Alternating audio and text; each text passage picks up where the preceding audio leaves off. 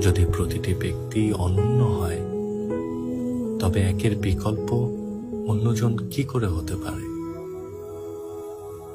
ক্ষয়ে যায় তবু স্মৃতি রয়ে যায়।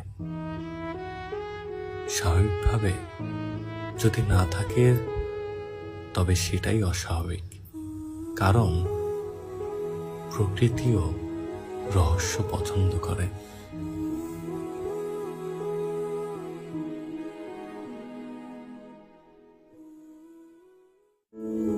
যদি প্রতিটি ব্যক্তি অনন্য হয়, তবে একের বিকল্প অন্যজন কি করে হতে পারে? ক্ষয়ে যায় তবু স্মৃতি রয়ে যায়। স্বাভাবিকভাবে যদি না থাকে, তবে সেটাই অস্বাভাবিক, কারণ প্রকৃতিও রহস্য